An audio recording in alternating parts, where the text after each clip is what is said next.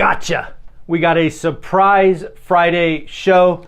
I want to thank you all for being here. Usually we don't record on Friday and Saturday, but I have an event at 8:30, so I said, hey, let's do a show for the audience. Also, we had a very important jobs number, and I thought it would be great to talk about it today instead of waiting for Sunday. Thank you for being here. Like, subscribe, comment, become part of the One Rental at a Time family. I would greatly appreciate it. Let's get into it, folks.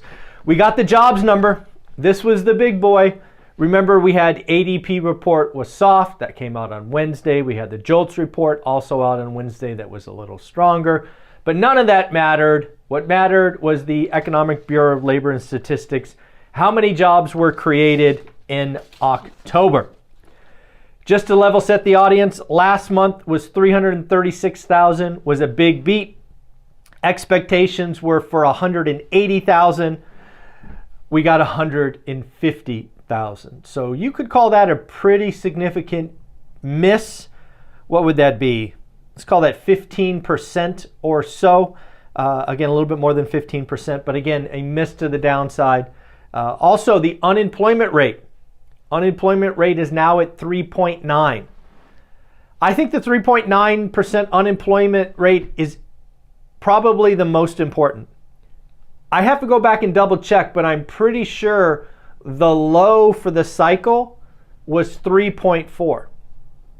So now we are 0.5% off the bottom. Also, I don't know if you guys have seen this, but the Atlanta Fed, the GDP Now tracker, real-time, kind of updated Q4 GDP had a significant revision down this week. I think it went from something like 2.4 or 2.6 all the way to 1.2. The economy is slowing down. Now we are starting to see the jobs number. And again, as we have talked about for a year, the jobs market is the last domino to fall. It's not the first. It's not the second. It is the last domino to fall. And again, I am calling for a Q1, Q2 recession, so it seems to be slowing down right in front of us. But again, what else was important? We also had a net revision for the last 2 months of 101,000. So that 336, I think, was actually revised to 297, the rest coming off the month before. Interestingly enough, manufacturing lost 35,000 jobs. Some of that, if not most of that, might be the strikes. Again, that is a reasonable assumption, right? We obviously had the UAW strikes. It went on for, 6 weeks. A lot of that had impact on suppliers. So the manufacturing number at first blush is concerning. Let's give it a month. I'm going to guess most of that kind of comes back, but the jobs number, no doubt, was weaker than expected. And you're seeing it in rates. Rates are crashing. Do you guys remember when the 10-year note was at 5%? Over 5%. Guys, do you remember when mortgage rates were over 8%? I checked with a couple of mortgage brokers this morning, and they think mortgage rates now are about 7.4%. We will hear from Mortgage News Daily later. But think about that. Rates were over 8. They're now under 7.5.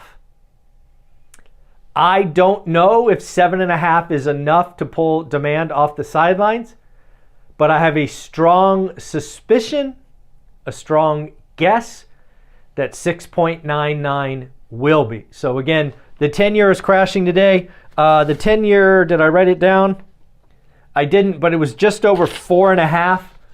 When I looked this morning, I didn't write down the actual number, maybe 4.54, something like that. And again, that's a 10% drop. Don't forget, we had Bill Ackman exit is short because of this. We had some other hedge funds like Stanley Druckenmiller come in and say, I bought the 2-year hard. And with rates falling, prices are up. So that those trades are looking really, really good. SBF, the fraudster, the billion-dollar fraudster, was convicted on all charges. And he has more court cases ahead of him. Apparently, the charges he was convicted of could land him in jail for 110 years. Although with his political donations, I don't know. I strongly suspect he won't get the 110 years, but he will be in jail for a long, long time. Quite a fall for a billionaire. How about NAR, National Association of Realtors, lost that huge court case, $1 billion fine. It will be appealed, but their CEO just said, no mas, I quit. I wonder, again, no inside information, no skin in the game, don't care one iota. But part of me was thinking, I wonder if the new CEO for NAR will want to negotiate and resolve this versus escalating this up the court system. I don't know. Wild ass speculation.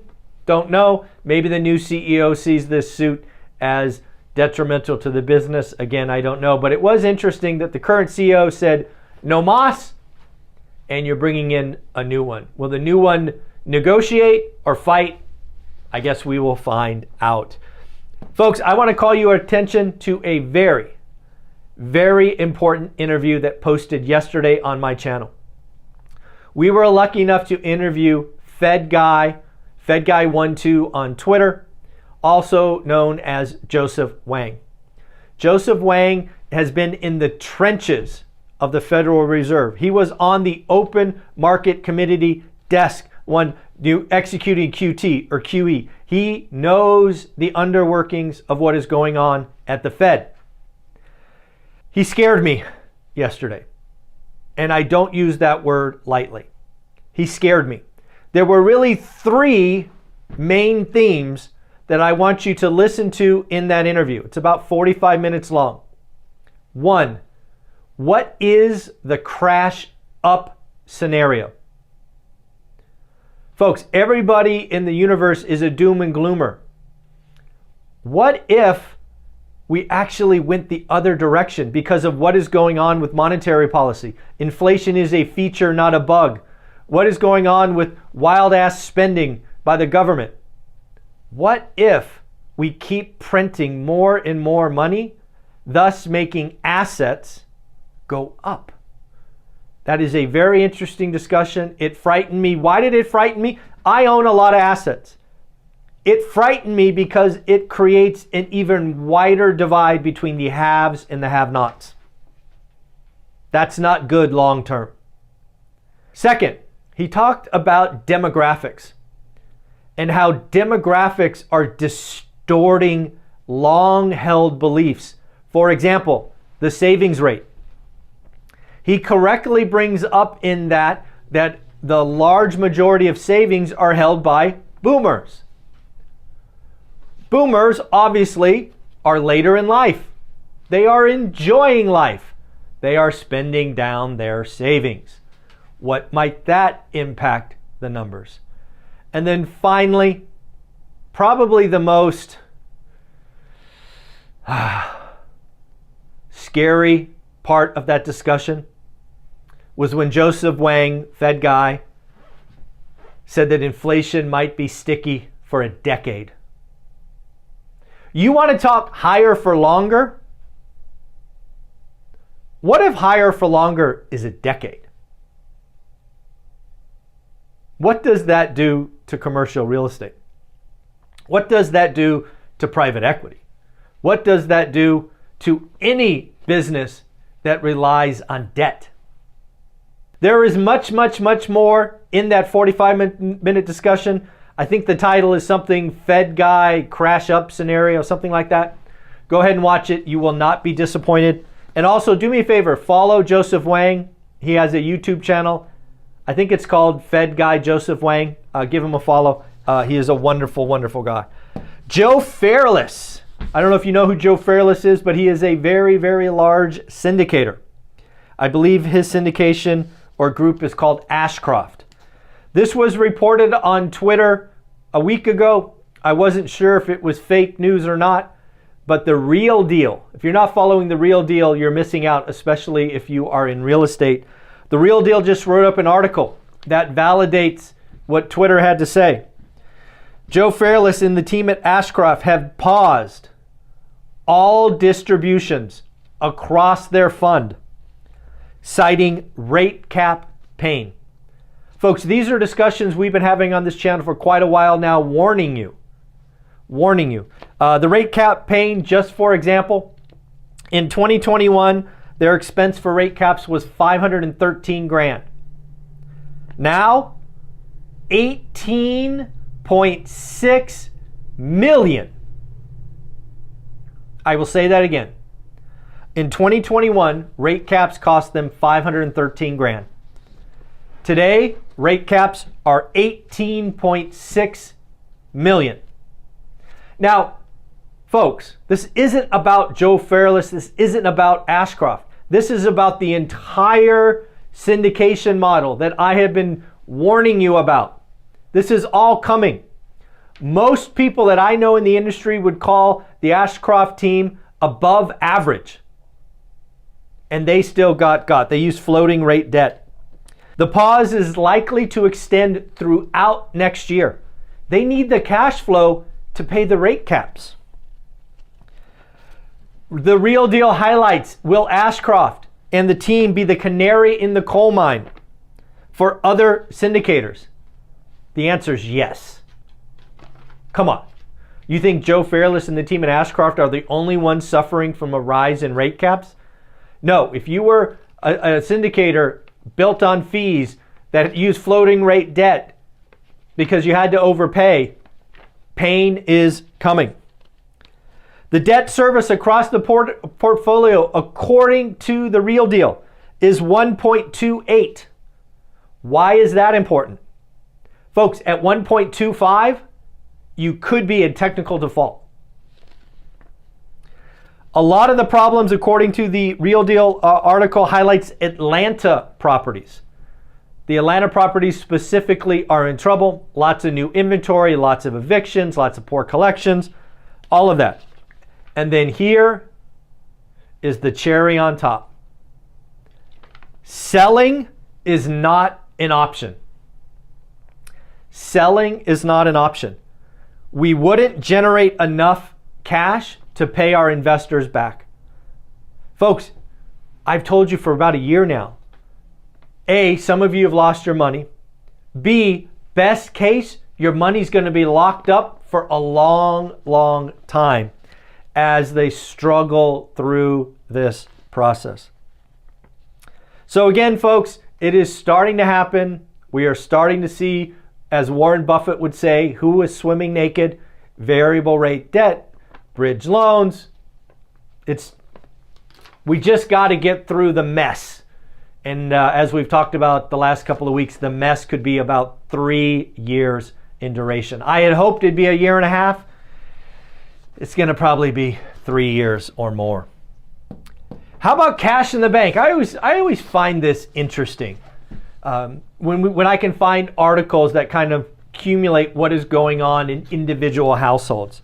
So I read an article. Let's see, did I write it down? Who was the source?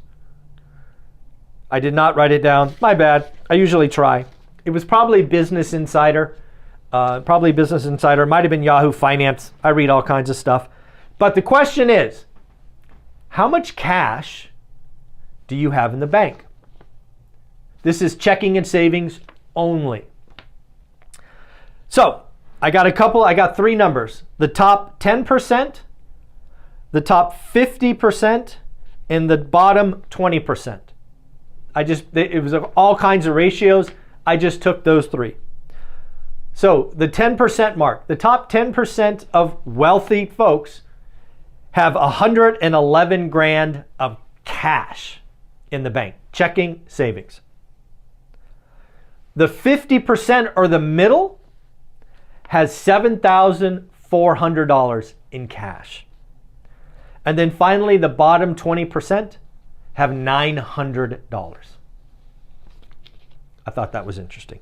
No wonder we live paycheck to paycheck in lots of places. So yes, that was interesting. We got some earnings news. I don't have it on the board. Apple beat top line, beat bottom line, gave a weak Q4 forecast. Bill.com beat top bottom, but gave horrible guidance.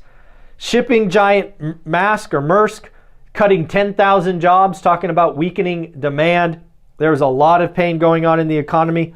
Atlassian beat top, beat bottom, but gave weak forecast. Block beat on increased and upped their full year guidance. So lots of stuff going on in earnings. Subprime. This is interesting. This is interesting. A lot of folks have been talking about subprime lending being the cause of this next crash that we've been having for the last 10 years. Well, folks, banks are not repeating their mistakes. Wells Fargo has stopped, full stop, stopped lending to subprime clients across any asset. Credit cards, car loans, home loans, they are not doing subprime loans. If you are a subprime borrower, do not go to Wells Fargo. They are not lending to you. You are seeing more and more banks, frankly, execute due diligence and be smart with their lending. Banks are pulling back in big, big ways. A couple of things. Let's go here first. We are down to 84 seats left for our amazing event in Vegas at February 17th and 18th with 12 millionaires. All Q&A driven. You're going to get to ask questions. You're going to network with other amazing people. You want to be at this event. It is purposely on President's Day weekend so you can fly home Monday. Tickets are $199. You want to be there. There is no sale coming, no Black Friday, none of that stuff. Frankly, I will execute the event if we don't sell another ticket because I don't want the 200 or so people to feel like they got taken advantage of by buying early. So please, buy the last 84 tickets so we can sell it out. We can focus on the agenda and all the goodies that will come there. I'll try to put a link below. You can email me. It's on lots of my videos. But yes, you're going to want to be there. And again, bring your significant other. If you have one, bring them. These are the kind of events that you're going to get to understand why doing this together is so important. And then finally, I want to say thank you. Thank you, thank you, thank you. Yesterday, I shared with you at the end of the video that I turned down $1 million for essentially the One Rental at a Time brand. Somebody offered me $1 million because they wanted to take what we're doing here and package it up into some $5,000 offering. They wanted to take my course, How to Get Started One Rental at a Time, Get Your Money Right, the 10-day boot camp, all that stuff, add a little pixie dust on it, and sell it for $5,000. As I said yesterday, I thought about it for half a day. I politely declined. What I want to thank you about is a lot of you replied yesterday saying thank you for that. And also, most importantly, the reason I said no was because I don't want to help rich people. I don't want to help only rich people get richer. Let's be clear, $5,000, I would have never paid that when I started. It would have been a non-starter. I would never even have looked at it. Maybe it was a stupid idea, but $5,000, no chance. You want to buy a $15 book on Amazon? Great. You want to buy a $30 book on Amazon with 15 stories? Great. I would do that all day long. That is why the course is $399. It's because I wanted to help Mike Zuber at 30 get started, buy box, do the work, all of that. I didn't create that course to make $1 million. I created the course and this community because I wanted to help people get to 4 rental properties. 4 rental properties change your life. 4. 1 every 2 years. So, a lot of you sent me notes saying, Michael, thank you for what you're doing. I bought the course. I would have never paid $5,000. I knew I made the right decision, but your notes, your comments meant a lot. And just thank you. A lot of those comments were very, very nice, and I appreciate you. Folks, I hope you appreciated this bonus Friday edition, which I don't normally do anymore. Like, subscribe, comment. Do me a favor, buy tickets to the event. I want to see you in Vegas. I want to take some pictures, sign some books. I want you know what? I want you to meet these other amazing millionaires that come back every week. These folks make the One Rental at a Time channel. It is amazing. Hey, Adam, thanks for the what is that? Super chat. I appreciate you. All right, folks, I got to go get ready for this event. Take care. Bye.